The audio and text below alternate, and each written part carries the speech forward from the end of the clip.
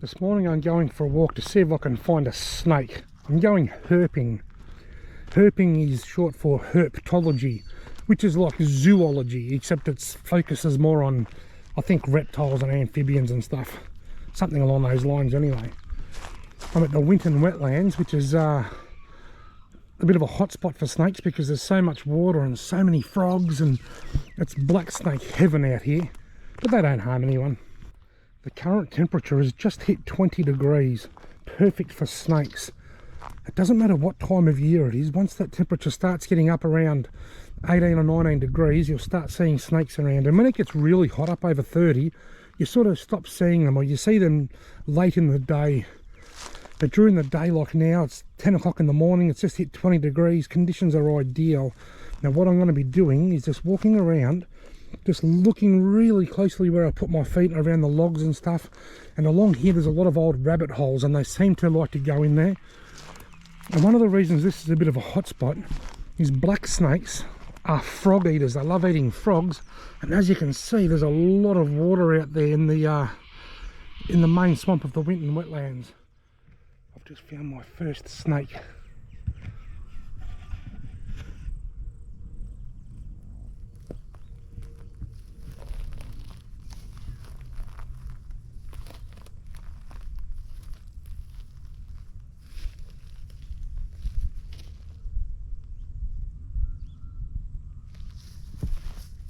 Isn't it a beauty? He's going to turn around now and go back to his hole. You watch. Look, he's retreating.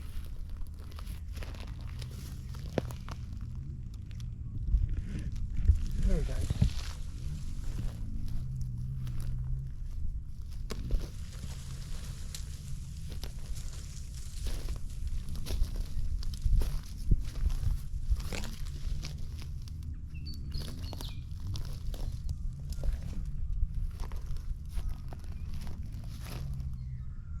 Isn't that just an absolutely beautiful snake?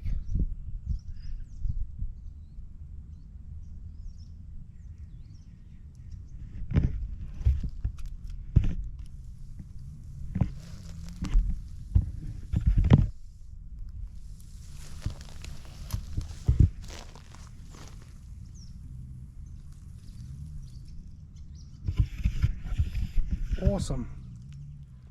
How cool was that? I wonder how many people would walk past this little hole in the ground and not even see the hole there and know that there's a snake about 5 foot long living in there. You wouldn't think it'd fit, would you? He's just come out and he's soaking up the morning sun.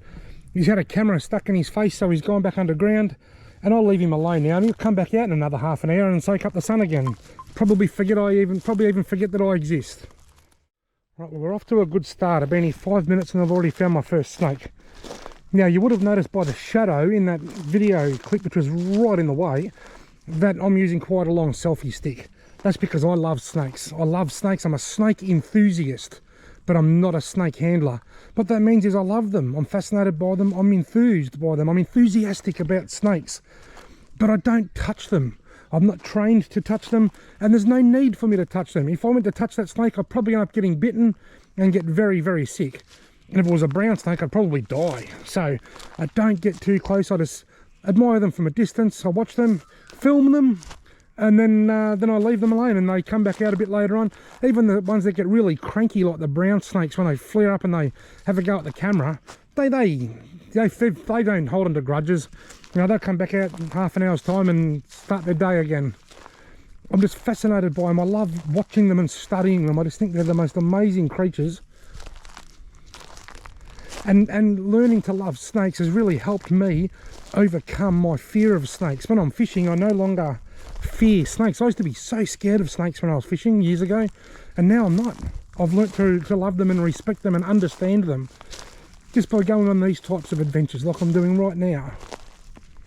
Because it's still morning time, the sun's coming up over there, I'm actually walking down this side of the tree line first, because this is where most of the sun is. All these trees are casting a lot of shadows over that side, and because it's morning and it's just heating up, the snakes are more likely to be in the sun. They're solar powered. They come out and they lay in the sun until they warm up. Once they're warmed up enough, then they'll go and start their day and start hunting. You've got to charge their battery first by laying in the sun, so it makes sense to walk down the sunny side. If it was 30 or 31 degrees now, I reckon I'd be more likely to find them in the shade. But because it's only about 20 degrees, the sun it is. I can see my second snake, and it's quite a large red-bellied black snake.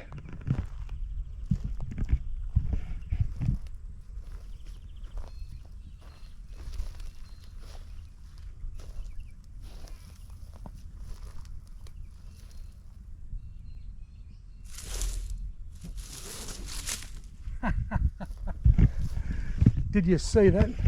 As soon as he spotted me, he went, oh shit, there's a person there, get me out of here, straight down the hole. That was a very large snake. That was significantly larger than the first one. In both cases, they just went straight down the hole. They didn't chase me, they actually ran from me. I suppose if I walked out to check my mailbox and I saw a 200-foot tall giant with a beard walking down the main street, I'd run back inside as well.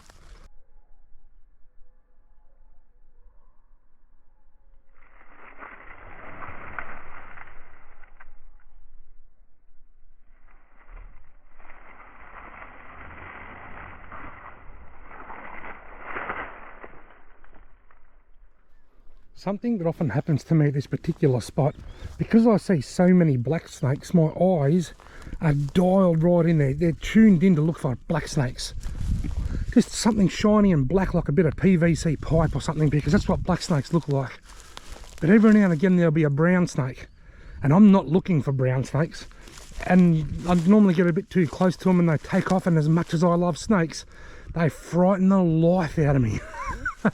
But I also, and the camera didn't pick this up, but just back there about 10 minutes ago, a hair took off from under my foot, and here I am looking for snakes.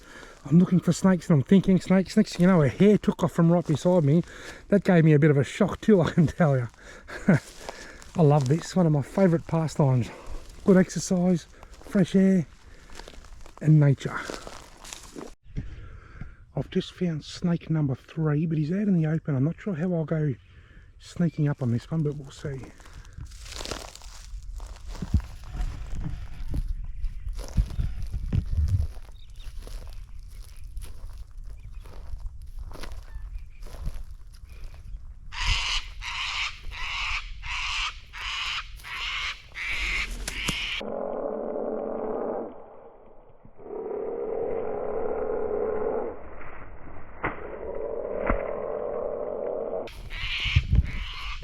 That was a very big black snake. Oh look, here's another one up here.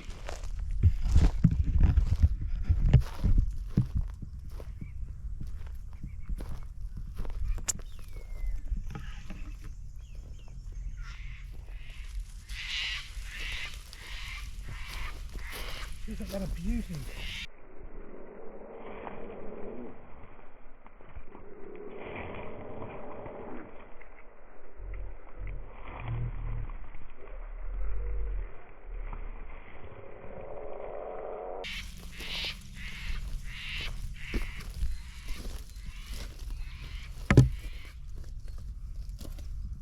Ripper.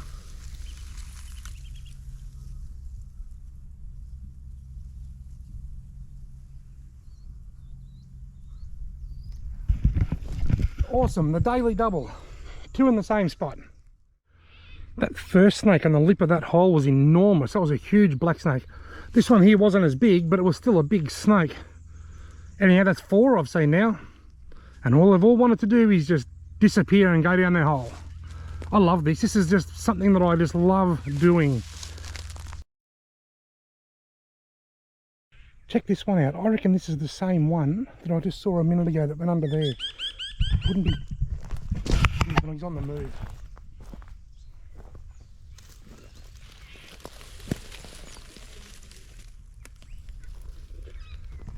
How cool is that? I'll just straighten my camera up. I filmed a big one there, then one that went off into there. Then I walked down there for probably not only 5 minutes. I've only got 25% battery power left, and I've got a fair way to walk back to the car. I reckon in that 10 minutes that I was gone, that snake has come back out. People sometimes get cranky at me and say, oh, leave the poor thing alone, leave the poor thing alone. You know, they come back out. You know, I'm not hurting them, I'm not touching them. I'm studying them, and I'll go down here now and I probably won't even get halfway back to the car, and these will probably both come back out. They don't hold grudges. I could be wrong, it could be a different snake, but I reckon that was the same snake that I saw walking down here about 10 minutes ago. I wouldn't be surprised at all. I was half asleep, I almost stood on this one. Check him out.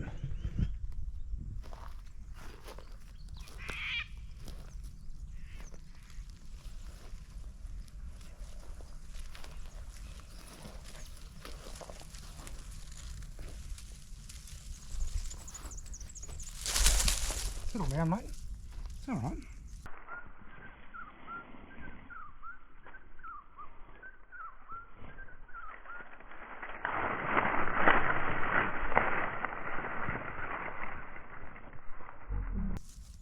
Off you go. He's feeling cornered because he can't get to his hole. He's out in the open. I'll take a step back and you watch. He's got his neck flattened out. He's a bit cranky. Now he's almost home. He's almost home. Go on. Well, that one got a little bit stroppy out here because he couldn't get back to his hole and I was in his face, and he got a bit cranky and he sort of lunged towards the camera. So I took a couple of steps back and gave him space, and as soon as I gave him space, he went straight over and straight down his hole. If you see a snake out the bush, the best thing you can do is walk around it and give it space. Just step back and give it space to escape. And that's exactly what that one done. Here's a snake skin. I saw quite a few walking down here before, actually. Obviously, when you're seeing snake skins around, that's a sign that there's a few snakes around. Something to bear in mind is that the snake skin is usually longer than the snake, because when they shed their skin, they stretch their skin as they slither out of it, and it makes it longer. Many of them don't shed an intact skin anyway. Some of them flake off and break off and chip off, and I've got a video of one with bits of skin still stuck to its head. But when you get a nice full shed and they shed properly, the skin is always a lot longer than the snake. I've just missed one. I can still see his tail.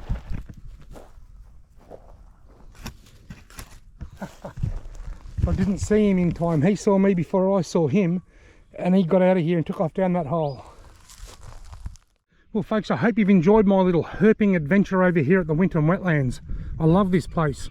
Now I saw 6 snakes, although I may have seen the same one twice at one stage. So I saw at least 5 different snakes, and one of them took off down the hole really quickly.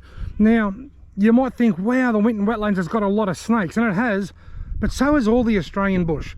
If I was to go walking along the Ovens River flats right now in the same conditions, there'd be a lot of snakes. The difference here, they're a bit easier for me to see because the grass is a lot thinner. Along the river flats, the shrubs, the brushes, the weeds, they're a lot harder to spot, but I can guarantee there's just as many there as there are here. And the other thing I want to note is, did you notice that they all got out of my way? I really hope that by making videos like this, people can just sort of understand that snakes don't just randomly chase people. Some snakes, particularly brown snakes, might lunge in your direction or advance towards you a little bit to scare you, and it usually works, or give you a fright. But snakes don't just chase people for no reason. In fact, every snake I saw today, all they wanted to do was get down their hole and get away from me as quickly as they can. Now, these are black snakes. They're quite a timid snake, but they are still very dangerous. They're a very dangerous Australian snake, and if you get bitten, there is a potential that you might die, although it's more likely that you'll just get very, very sick. However, if an eastern brown snake bites you, you're in a lot of trouble. So the best thing you can do, if you see a snake out the bush, walk around it, give it space to get away. If you give that snake space to get away, you've got no problems at all, and I hope I've demonstrated that quite well with this video. Snakes are awesome. I used to be really scared of them, but now I love them. I've learned to understand them, I've learned to appreciate them, and now I am enthused by them. I'm a snake enthusiast. Thanks for watching this video.